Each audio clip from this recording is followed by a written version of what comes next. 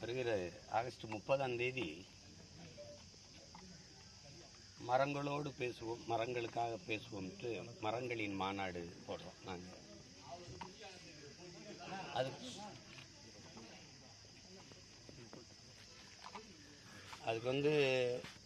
காடு சார்ந்த நிலம் தேவைப்படுது. அது இல்லை. இது எங்கள் ஐயாவுடைய இடம். அது உங்களுக்கு தெரியும், எங்கள் ஐயா சைதை துரைசாமியுடைய மனிதநேய பூங்கா இது. அப்போ இந்த இடம் தான் அதுக்கு சரியான இடம். இந்த காடை பார்க்கும்போது எங்கள் ஐயா மனிதநேயவாதி இல்லை, அதையும் தாண்டி உயிர்மை நேயவாதின்னு தெரியும். உங்களுக்கு புரியுதுன்னு நினைக்கிறேன். 1990 ஒரு வெறும் பொட்டல் காடாக இருந்ததை சோலையாக்கி இருக்க முடியுது ஒரு மனிதனானேன்னா, ஏன் நாட்டை இப்படி சோலையாக்க முடியாதுங்கிற கேள்வி தான் இங்கே. இப்போ மரத்தை வெறும் மரம்னு நம்ம கடந்து போக முடியாது. மனிதர்கள் இல்லாமல் இந்த மரங்கள் வாழ்ந்துடும். ஆனால் மரங்கள் இல்லாமல் மனிதர்கள் இல்லை, எந்த உயிரினமும் வாழ முடியாது. இப்போ உலக உயிர்களின் மூச்சு ஆக்சிஜன் நம்ம சொல்கிறோம், அதை தூய தமிழில் உயிர் வழிங்கிறோம். அது இந்த மரங்களின் கொடை தான். அதை எங்களுக்கும் பின்னாடி வர எங்கள் பிள்ளைகளுக்கு படிப்பிக்கணும். எல்லா பேரறிஞனும் கற்றுக் கொடுத்தது இயற்கையை நேசிக்க கற்றுக் கொடுத்துரு உன் பிள்ளைகளுக்கு. அந்த இயற்கை எல்லாவற்றையும் அவர்களுக்கு கற்றுக் கொடுத்துருங்கிறான். அதை செய்கிறதுக்கு தான் இந்த மாநாடு நடத்துகிறோம். ரொம்ப நீங்கள் பாருங்கள், ரொம்ப உயிர்ப்பாக இருக்கும். ஓ, இவ்வளவு இருக்கா மரத்தை பற்றி தெரிஞ்சுக்கிறதுக்குன்னு உங்களுக்கு தெரியும். அதுக்கு தான் இந்த மாநாடு. இது மூலிமா நீங்கள் விழிப்புணர்வு ஏற்படுத்த போகிற நோக்கம் சார். இந்த இப்போ நீங்கள் இவ்வளோ சொல்லிட்டேனே மெசேஜ் கவர்மெண்ட்டுக்கு அதெல்லாம் எதனா ஒரு விழிப்புணர்வு எதனா இருக்கா? அதில் இந்த அரசுக்கு சொல்லி பயனில்லை. அது பதாகையில் தான் மரம் வளர்க்கும், விளம்பரத்தில் வளர்க்கும், மண்ணில் வளர்க்காது. இப்போ இப்படி பார்ப்போம், ஒவ்வொரு தலைவருடைய பிறந்த நாளைக்கு 1.5 கோடி தொண்டர் இருக்கிறான்றாங்க. வருஷத்துக்கு 1.5 கோடி வச்சுருந்தா கூட எத்தனை கோடி மரம் வந்திருக்கணும்? வைக்கல இல்லை. ஒரு ஒரு நடிகரே இருக்காருன்னா, என்னுடைய பிறந்த நாளுக்கு நீங்கள் ஒவ்வொரு ரசிகரும் மரக்கன்று நடுங்கன்னா எவ்வளோ வந்திருக்கும்? 100 நாள் வேலை திட்டம். இப்போ 25 வருஷம் இருக்குன்னு வச்சுக்கிறோங்க. அந்த வேலை திட்டம் எத்தனை கோடி மரத்தை நட்டுக்கலாம்? ஒரு நாளைக்கு ஒரு மரக்கன்று நட்டால் கூட நோக்கம் இல்லை. க்ளீன் இண்டியா இருக்குது, க்ரீன் இண்டியா இருக்கு. புவி வெப்பமாகுதுன்னு வெக்கம் இல்லாமல் சொல்லி தெரியல. அது ஆகுதா? நீ ஆக்குனியா? பருவநிலை மாறிடுச்சு, பெரிய கண்டுபிடிப்பு. மாறிச்சா நீ மாற்றினியா? இதுதானே இங்கே கேள்வி. அப்போ அதை சொல்லிக் கொடுக்கணும் என் பிள்ளைகள்கிட்ட. அயோக்கிய பிள்ளைங்க இவங்க தான். இவங்ககிட்ட இருந்து பூமியை பத்திரமா வச்சுக்கணும்னா, நீ வணங்குறதுக்கு லட்சம் சாமி இருக்குடா, வாழ்றதுக்கு ஒரு பூமி தான் இருக்குது. எல்லா இவரிங்கன்னு கண்டுபிடிச்சிட்டா அறிவியல் விஞ்ஞானி. உலகத்தில் இந்த பூமி பந்தில் எந்த உலகம் புற சுற்றுற எந்த கோள்லையும் உயிரினம் வாழ முடியாது பூமியை தவிர. இதை விட்டால் வேற புகலிடம் இல்லை, போக்கிடமும் இல்லை. நீ சும்மா சந்திர மண்டலத்துக்கு போகிறேன் ஏன்னா காற்று இருக்கா, தண்ணி இருக்கான்னு பார்க்குறேன். இங்கே போய் இங்கே இருக்கிற காற்றையும் தண்ணியும் காப்பாற்றும். முதல்ல அங்கே இருக்கா இல்லையான்னு பார்க்குறது, அது அப்புறம்னு நம்ம அவங்களுக்கு சொல்லணும். அதுக்கு தான் இந்த இப்போ சாலைகள்லாம் போடப்படுற இடங்கள்லாம் மரங்கள் வெட்டுறாங்க. ஹைகோர்ட் ஆர்டரும் இருக்குது. ஆனால் இந்த ஹைகோர்ட் ஆர்டர் இருந்த ஒரு விஷயங்களும் இருந்தாலும் இவங்க ஹைகோர்ட் ஆர்டர் மீறியும் மரங்கள் இது பண்ணாங்க.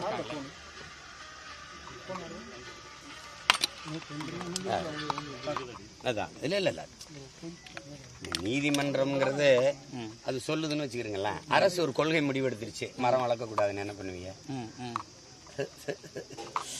அது நோக்கம் இருக்கணும்ல. ஹைகோர்ட் ஆர்டர் போட்டும் இவங்க நீங்கள் அரசு செய்யலைன்றீங்க. நீதிமன்றம் சொல்கிற அளவுக்கு நீ என்ன பண்ணுற? உனக்கு அறிவு இருக்கா இல்லையா? எல்லாத்துக்கும் நீதிமன்றம் உனக்கு சொல்லணுமா? உனக்கு புத்திசாலித்தனமே உனக்கு இல்லையா? பூமி வெப்பமாகுதுன்னா நீங்கள் வெயில் அடித்தா என்ன பண்ணுவீங்க? கொடை பிடிக்கிறீங்க. பூமி தாய்க்கு வெயில் அடிக்குது, கொடை பிடிக்கணும். என்ன கொடை பிடிக்கணும்? பச்சை கொடை பிடிக்கணும். என்ன கொடை? மரக்கொடை. ஏன் வளர்க்குறதுல உனக்கு என்ன கஷ்டம்? 10 ஆண்டு பசுமை திட்டம், பல கோடி பனை திட்டம்னு அறிவிச்சு செய்கிறேன். 5 ஆண்டுகள் ஆட்சியை கொடுங்க, பூமியை பச்சை பொறையில் போத்திப்புறேன். அவ்வளோதானே.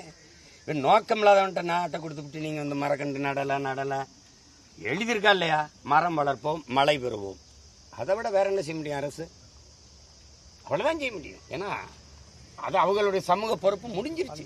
நோக்கம் இல்லை. குடியை கெடுக்கும், குடிப்பழக்கம் உடல்நலத்தை கெடுக்கும், மது வீட்டுக்கு நாட்டுக்கு உயிருக்கு கேடு.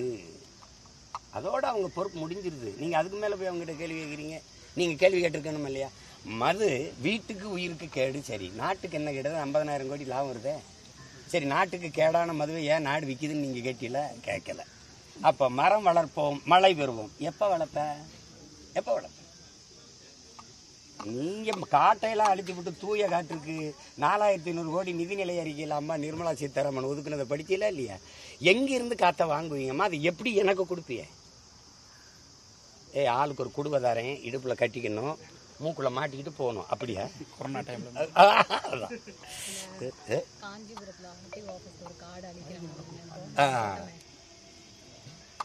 ஒரு அரசு அலுவலகம் கட்டுறதுக்கு இருக்கிற காடை அழிக்கிறாங்க, மாற்று இடத்துல நடுறேங்கிறாங்க. காடு எல்லா இடத்துலையும் அமையாது. இந்த நிலத்துல இந்த காடு தான் வரும். அது அந்த காடை எங்கள் ஐயா வளர்த்துருக்காங்க. இது கரெக்ட் காடு, இந்த இடத்துல இதுதான் வரும். அப்போ மண்ணின் தரம் வளத்துக்கு ஏற்பதான் நீங்கள் பண்ண முடியும். வாழ்விடத்தை பொறுத்து தான் மக்களுடைய உணவு, உடை, பழக்க வழக்கம் அமையும். அப்படி இந்த நிலத்தின் வளத்தை பொறுத்து தான் இந்த மரங்கள் வளரும். அப்போ அந்த காடை அழிச்சிட்டு வேற இடத்துல போய் நடுனா நீ வேற இடத்துல போய் கட்ட, காட்டை அழிச்சு தான் நடுவியா? அதுதான் ஆபத்து. அதுக்கு தான் ஒவ்வொன்றுக்கும் போராட முடியல, நேரம் இல்லை. அதனால ஒரே போராட்டம் மொத்தமாக அவங்களை அனுப்பிட்டோம்னா சரியாயிரும்னு நினைக்கிறோம். 5 வருஷத்தை கொடுங்கன்னு கேட்குறீங்க. 5 வருஷத்தை கொடுங்க, 5 வருஷத்தை கொடுங்க. அதுக்குள்ளே உங்களுக்கு தெரிஞ்சிடும், அடடா எவ்வளோ பெரிய தவறு பண்ணியிருக்கோம்னு. முதவே கொடுத்துருந்தா அந்த நாட்டை சொர்க்கமாக மாற்றிருப்பாங்களேன்னு உங்களுக்கு தெரியும். ஓட்டத்தை வேட்டையாடுறோம் தான் ரோட்டை ரோடி சோப்பிடுவான். நாட்டை காக்கணும்னாக்கே மரத்தை தேடி தான் வருவான். வந்திருக்க மத்தியில் பார்க்குற மாதிரி வரவே இல்லை உள்ள. வீடியோ இருக்கு, உடனே நான் தரேன், நான் தரேன், அனுப்பிடுறேன். சொல்லுங்க.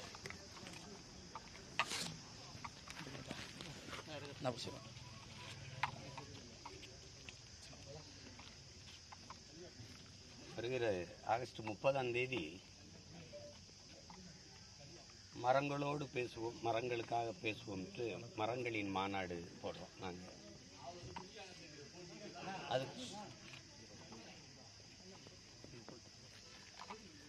அதுக்கு வந்து காடு சார்ந்த நிலம் தேவைப்படுது. அது இல்லை. இது எங்கள் ஐயாவுடைய இடம். அது உங்களுக்கு தெரியும், எங்கள் ஐயா சைதை துறைச்சாமியுடைய மனிதநேய பூங்கா இது. அப்போ இந்த இடம் தான் அதுக்கு சரியான இடம். இந்த காடை பார்க்கும்போது எங்கள் ஐயா மனிதநேயவாதி இல்லை, அதையும் தாண்டி உயிர்மை நேயவாதின்னு தெரியும். உங்களுக்கு புரியுதுன்னு நினைக்கிறேன். 1990 ஒரு வெறும் பொட்டல் காடாக இருந்ததை சோலையாக்கி இருக்க முடியுது ஒரு மனிதனானேன்னா, ஏன் நாட்டை இப்படி சோலையாக்க முடியாதுங்கிற கேள்வி தான் இங்கே.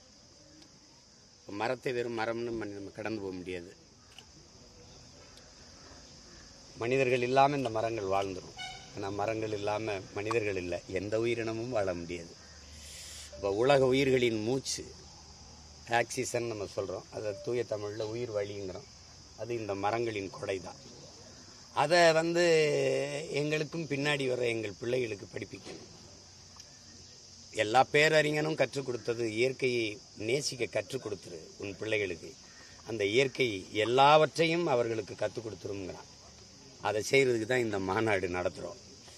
ரொம்ப நீங்கள் பாருங்கள், ரொம்ப உயிர்ப்பாக இருக்கும். இவ்வளவு இருக்கா மரத்தை பற்றி தெரிஞ்சுக்கிறதுக்குன்னு உங்களுக்கு தெரியும். அதுக்கு தான் இந்த மாநாடு. இது மூலிமா நீங்கள் விழிப்புணர்வு ஏற்படுத்த போகிற நோக்கங்கள் சார். இந்த இப்போ நீங்கள் இவ்வளவு சொல்லிட்டேனே மெசேஜ் கவர்மெண்ட்டுக்கு அதெல்லாம் எதனா ஒரு விழிப்புணர்வு எதனா இருக்கா? அதில் இந்த அரசுக்கு சொல்லி பயனில்லை.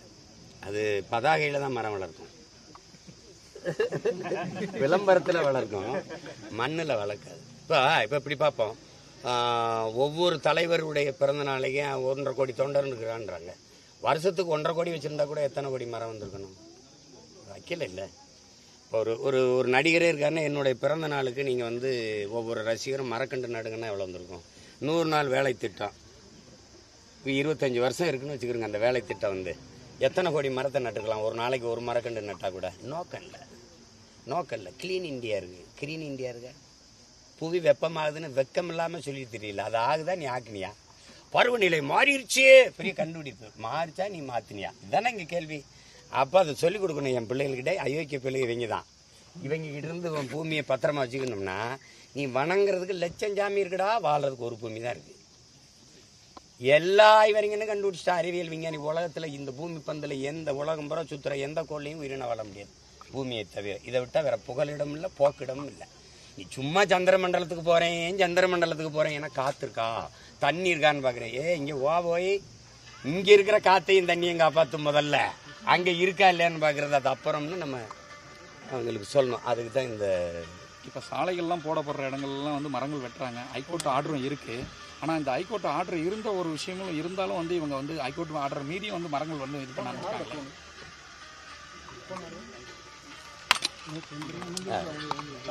அதான் இல்லை நீதிமன்றம்ங்கிறது அது சொல்லுதுன்னு வச்சுக்கிறீங்களேன். அரசு ஒரு கொள்கை முடிவு எடுத்துருச்சு, மரம் வளர்க்கக்கூடாதுன்னு. என்ன பண்ணுவீங்க? அது நோக்கம் இருக்கணும்ல. ஹைகோர்ட் ஆர்டர் போட்டும் இவங்க நீங்க வந்து அரசு செய்யலன்றீங்க. நீதிமன்றம் சொல்ற அளவுக்கு நீ என்ன பண்ற? உனக்கு அறிவு இருக்கா இல்லையா? எல்லாத்துக்கும் நீதிமன்றம் உனக்கு சொல்லணுமா? உனக்கு புத்திசாலித்தனமே உனக்கு இல்லையா? உனக்கு இல்லையா? பூமி வெப்பமாகுதுன்னா நீங்க வெயில் அடிச்சா என்ன பண்ணுவீங்க? கொடை பிடிக்கிறீங்க. பூமி தாய்க்கு வெயில் அடிக்குது, கொடை பிடிக்கணும். என்ன கொடை பிடிக்கணும்? பச்சை கொடை பிடிக்கணும். என்ன கொடை? மரக்கொடை. ஏன் வளர்க்குறதுல உனக்கு என்ன கஷ்டம்? என்ன கஷ்டம்? 10 ஆண்டு பசுமை திட்டம், பல கோடி பனை திட்டம்னு அறிவிச்சு செய்கிறேன். 5 ஆண்டுகள் ஆட்சியை கொடுங்க, பூமியை பச்சை பொறுவையில் போத்திப்புறேன். அவ்வளோதானே.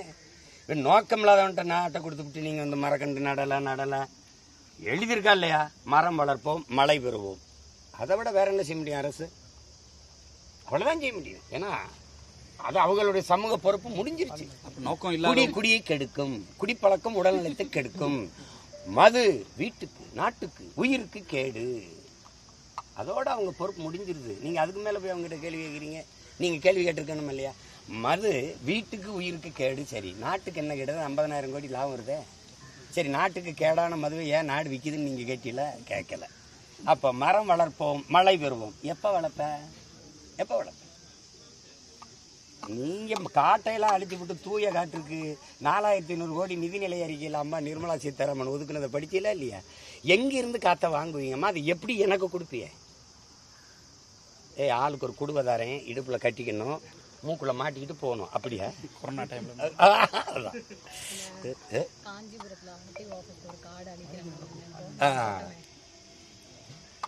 ஒரு அரசு அலுவலகம் கட்டுறதுக்கு இருக்கிற காடை அழிக்கிறாங்க, மாற்று இடத்துல நடுறேங்கிறாங்க.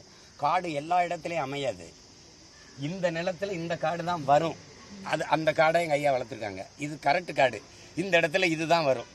அப்போ மண்ணின் தரம் வளத்துக்கு ஏற்பதான் நீங்கள் பண்ண முடியும். வாழ்விடத்தை பொறுத்து தான் மக்களுடைய உணவு, உடை, பழக்க வழக்கம் அமையும். அப்படி இந்த நிலத்தின் வளத்தை பொறுத்து தான் இந்த மரங்கள் வளரும்.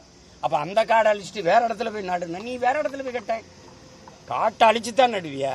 அதுதான் ஆபத்து. அதுக்கு தான் ஒவ்வொன்றுக்கும் போராட முடியல, நேரம் இல்லை. அதனால ஒரே போராட்டம் மொத்தமாக இவங்களை அனுப்பிட்டோம்னா சரியாயிரும்னு நினைக்கிறோம். 5 வருஷத்தை கொடுங்கன்னு கேட்குறீங்க. 5 வருஷத்தை கொடுங்க, 5 வருஷத்தை கொடுங்க. அதுக்குள்ளே உங்களுக்கு தெரிஞ்சிடும், அடடா எவ்வளோ பெரிய தவறு பண்ணியிருக்கோம்னு. முதவே கொடுத்துருந்தா அந்த நாட்டை சொர்க்கமாக மாற்றிருப்பாங்களேன்னு உங்களுக்கு தெரியும். ஓட்டத்தை வேட்டையாடுறோம் தான் ரோட்டை ரோடி சோப்பிடுவான். நாட்டை காக்கணும்னாக்கே மரத்தை தேடி தான் வருவான். வந்திருக்க மத்தியில் பார்க்குற மாதிரி வரவே இல்லை. வீடியோ இருக்கு, நான் தரேன். அனுப்பிடுறேன்.